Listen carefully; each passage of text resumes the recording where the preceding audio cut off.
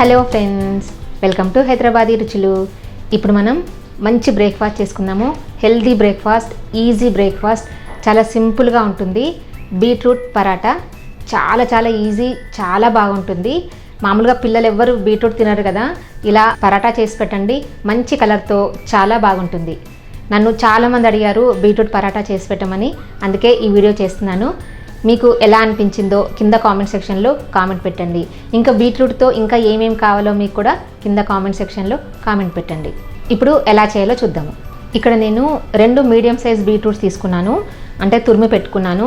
మీరు కావాలనుకుంటే చిన్న చిన్న ముక్కలు కూడా కట్ చేసి పెట్టుకోవచ్చు. ఒక మిక్సీ జార్ తీసుకొని తురిమిన బీట్రూట్ వేసుకోవాలి. దీంట్లో 2 పచ్చిమిర్చి, 2-3 చిన్న ముక్కలు అల్లం, 3-4 వెల్లుల్లిపాయలు వేసుకోవాలి. ఇప్పుడు కావలసినన్ని వాటర్ వేసుకుని దీన్ని మెత్తగా పేస్ట్ చేసి పెట్టుకోవాలి. ఇదిగోండి, ఇలాగా మెత్తగా పేస్ట్ చేసి పెట్టుకోవాలి. ఇప్పుడు దీన్ని ఒక మిక్సింగ్ బౌల్లో వేసుకుందాము.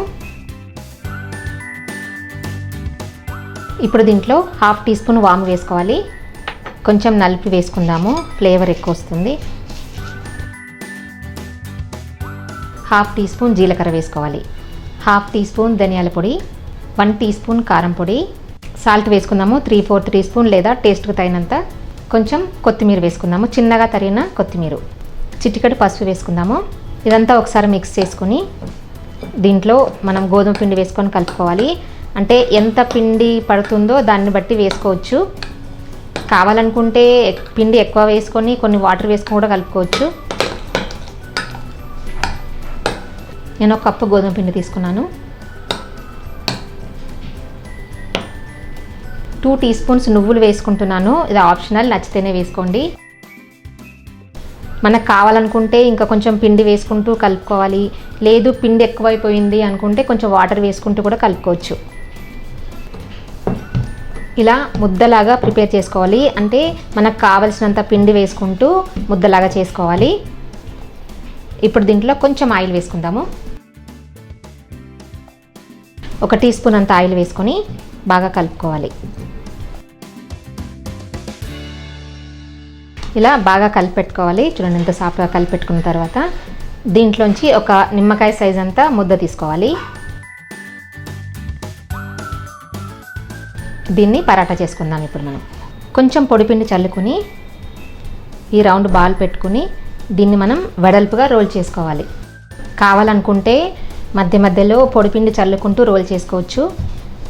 చాలా హెల్దీ అండి, చాలా ఈజీగా ప్రిపేర్ చేసుకోవచ్చు. మంచి కలర్ ఉంటాయి, పిల్లలకు బాగా నచ్చుతుంది. ఇదిగోండి, ఇలా రోల్ చేసుకోవాలి. మరీ సన్నగా కాకుండా మరీ లావుగా కాకుండా రోల్ చేసుకోవాలి. ఇప్పుడు దీన్ని మనం వేడి వేడి పెనం మీద వేసుకుందాము. ప్యాన్ వేడెక్కిన తర్వాత ఒక పరాటా వేసుకోవాలి. మీడియం ఫ్లేమ్లో పెట్టుకుని కాల్చుకోవాలి. పైనుంచి కొంచెం నెయ్యి రాసుకుందాము. ఆప్షనల్ అండి, మీరు నెయ్యి రాసుకోవచ్చు, నూనె రాసుకోవచ్చు, లేదంటే ఏమీ అవసరం లేదు అనుకుంటే కూడా స్కిప్ చేసుకోవచ్చు. 1 నిమిషం కాలిన తర్వాత తిరిగేసుకోవాలి. ఇటువైపు కూడా కొంచెం నెయ్యి రాసుకుందాము.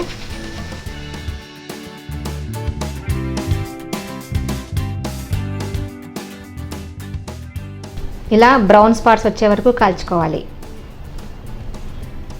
అంతే, టేస్టీగా బీట్రూట్ పరాటా రెడీ అయిపోయింది. చాలా చాలా హెల్దీ అండి. ఇది ఈజీగా ప్రిపేర్ చేసుకోవచ్చు. బీట్రూట్ అంటే నచ్చని వాళ్ళకు కూడా బాగా నచ్చుతుంది.